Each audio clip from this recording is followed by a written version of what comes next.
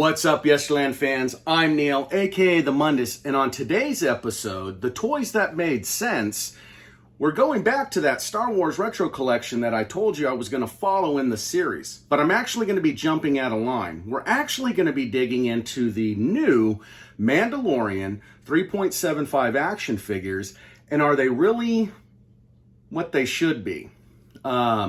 We'll dive in a little bit deeper. I apologize for releasing this video first instead of doing the Empire Strikes Back version, but I felt that these needed to be spoke on, if you will, and inform you as the friends, the fans, the collectors, my opinion and point of view, and see if you concur with me. So sit back, folks.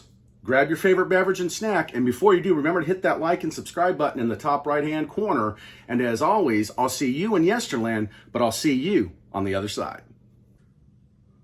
All right, guys, here we are on the other side of the camera, and here we have our Star Wars The Mandalorian 3.75 Retro Action Figure Collection.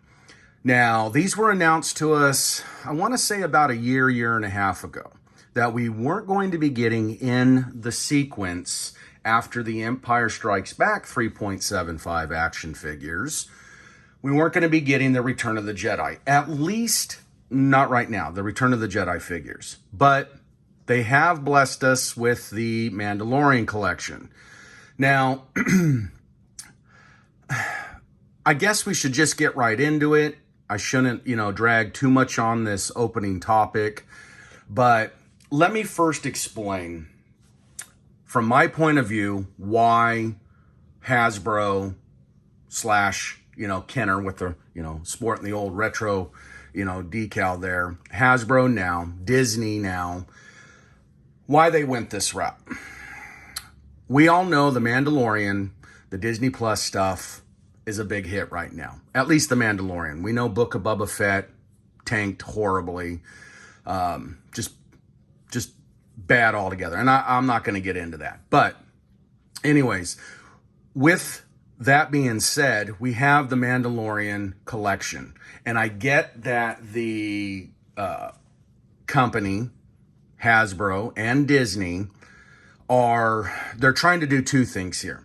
They're trying to capture the experience and the memory of what we are now, the 40 plus something age group, by giving us that old retro vintage Star Wars feel.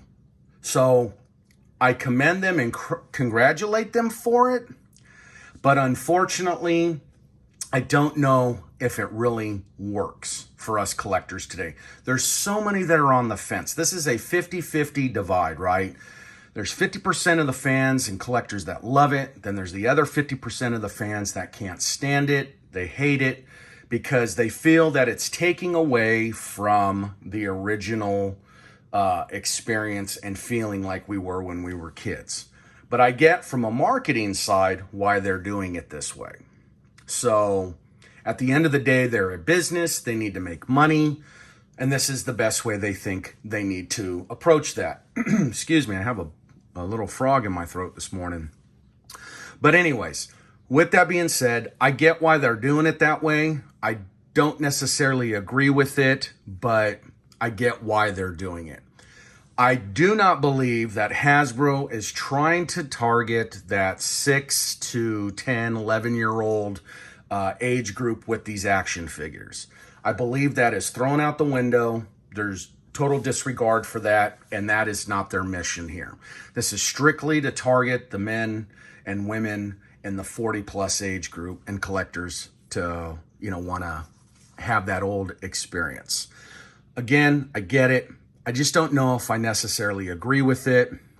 And then also from a production standpoint, at least with this round of figurines that they've given us, and starting from left to right, we got Bokuton, we have the Armorer, we have Mando, we have Bubba Fett, which some are saying, well, it's also the same Bubba Fett. They'll probably release the Book of Bubba Fett figures. I really hope they don't, because then they're just really jumping the shark, if you will, and they're just really digging to try and just push that series. But he can double as that character, obviously, if they do decide to go down there. So you're not going to get a new mold. I highly doubt it.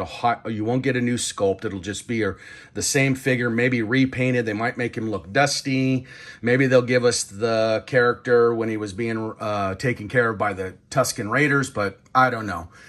And then we have Osaka. We have the Imperial Death Trooper. Now, before I go any further, I already have the Imperial Death Trooper and the Mandalorian. You'll remember in our visit video to Laughlin, we picked them up. I still have those. I haven't compared them side by side yet, which ones I'm going to keep. But realistically, I'm probably going to most likely sell those two at some point. I just haven't decided how I want to do it. But anyways, back to these characters. So this round, what I really want to focus on is the production and the plastic and the material that they use. Now, I'm sure it's pretty much the same, I think, but for some reason, these really have a huge shine to them. I mean, a really, really, really, really shiny aspect in this plastic. So I don't know what they used or how they did it this time around. They just don't look like how the first round of the Mandalorian action figures came out. Oh, and let me point out, this is Series 2. This isn't Series 1. This is Series 2 in the Mandalorian Collection. So I've actually technically jumped Empire Strikes Back, the Mandalorian, and now we're on Mandalorian, 2.5, if you will, or 2.0. So even with the first set, they weren't as shiny in the 1978 re-release of the retro Star Wars action figures. But for some reason this time around, they are really, really shiny. And that was the first thing that popped out at me. Like, man, this plastic is really, really shiny. So I don't know, maybe down the road, the longevity, these things are going to hold up with their sheen, if you will, or will they break down? I don't think it's a deal breaker for collectors. It's just one thing that I noticed right out the bat. So going down the line, let's start with the Imperial Death Trooper. We get an awesome, background graphic here, or the picture of him in action. We get, obviously, for some, the big nuisance, retro collection sticker. We get Kenner down here. He's not a bad-looking figure. I mean, but I don't think there's anything to write home to mom about, but he's not bad-looking. I mean, he's cool.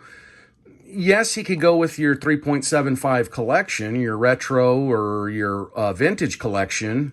But at the end of the day, even though I know these fit that 3.75 retro / vintage looking collection, they weren't made originally. This theory of this storyline wasn't out there. So even though they might look cool for me, at the end of the day, they're still in their own separate category. They really are.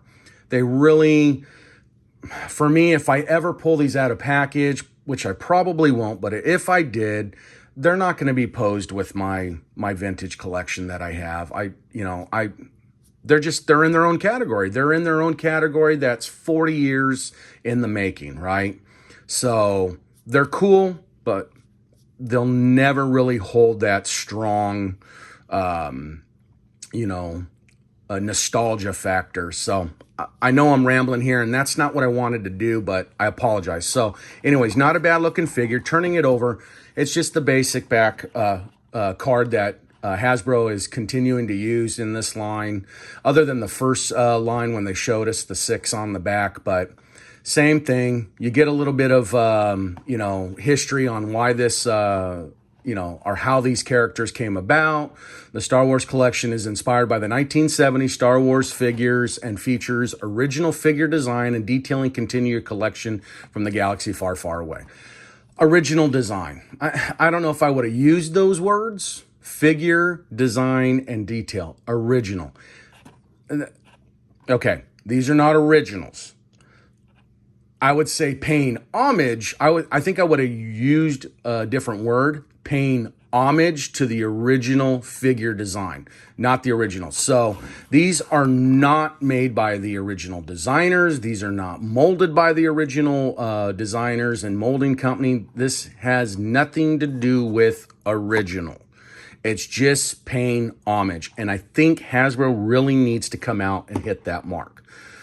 Moving on, we get Osaka. Now, out of this line right now, other than maybe, I don't know, other than maybe Bubba Fett, even though I don't really care for that figure per se, Mando's a very good character. I like him. He's cool. He's cool, coolly sculpted. He kind of does pay that homage to what, Bubba Fett kind of looked like in the way he was molded. But for me on this one, I think they did a really, really good job. I think the face sculpt and the head tunic and all that, or the cow, I should say, that they built on her. I think they really nailed it out of the ballpark on this one. I do like that they pay homage just in the basic colorized lightsabers of how they would have looked if these would have come out in the 70s and 80s.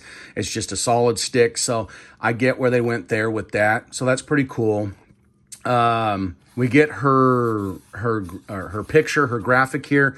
Now looking at it, this to me looks more like a drawn graphic, not an actual picture taken from the series. So correct me if I'm wrong. I don't know, but kind of looks more drawn to me.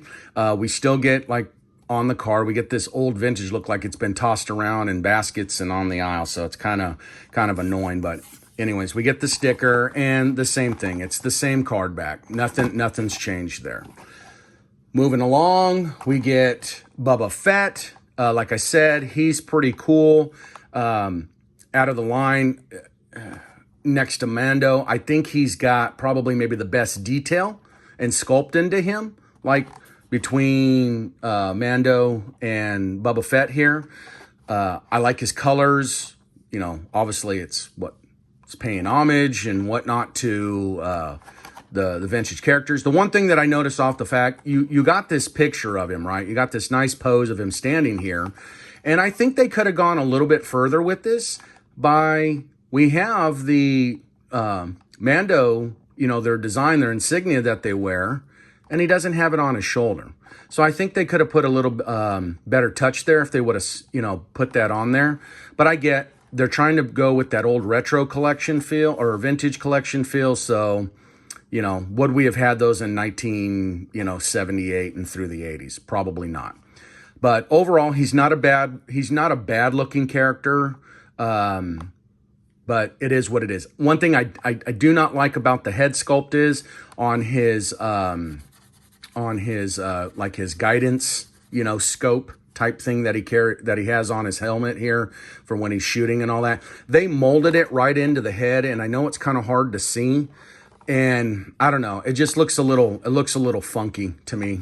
He's got this big black, thick, thing there, and I know it's hard to see. You're not going to be able to really see it, but there it is.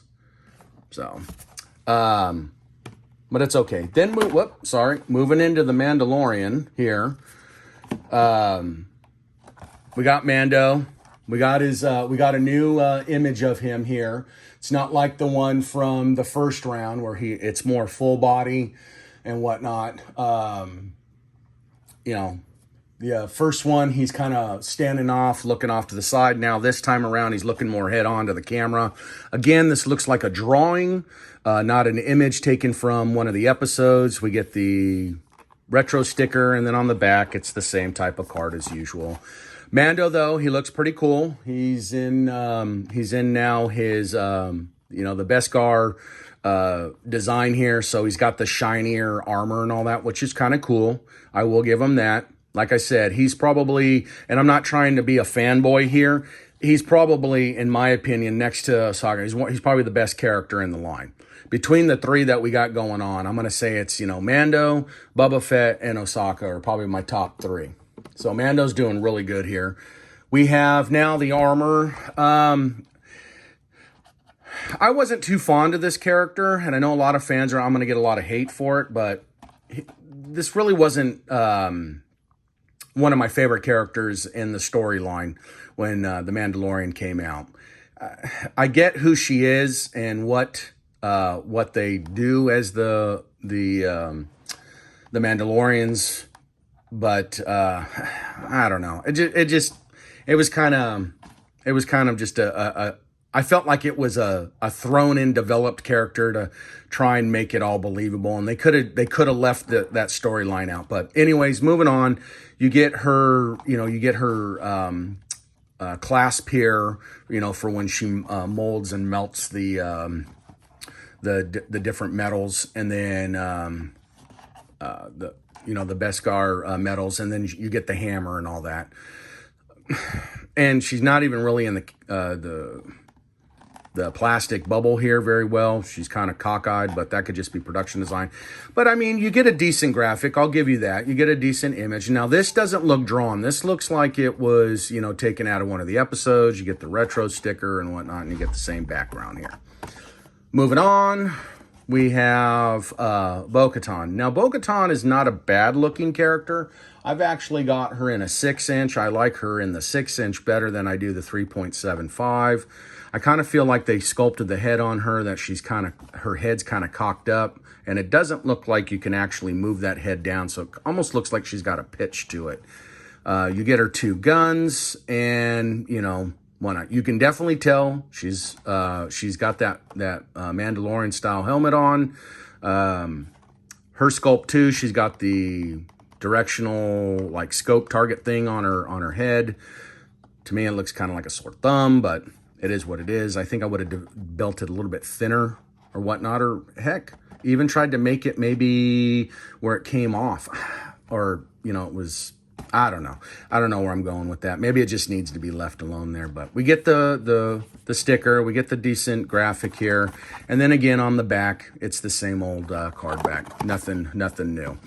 And that's probably for design, quick product placement, and getting this merchandise out to the fans. But we've been waiting on this for a while. Whoops, I'm dropping everything here. I know a lot of the fans have been waiting for this. They're stoked on it. I get it. I think they're cool. I'm going to keep them in my collection, but I know I jumped out of line here, and I apologize, but I will go back and I will shoot that. So without further ado, I've made this video longer than it really needs to be. Here's your new Mandalorian 2.0 3.75 action figure retro collection. Let me know what you think. Drop a comment down in the comment section. Give me a thumbs up if you like this video. And if you like videos like this, go ahead and subscribe to my channel. And as always, folks, I'll see you in Yesterland.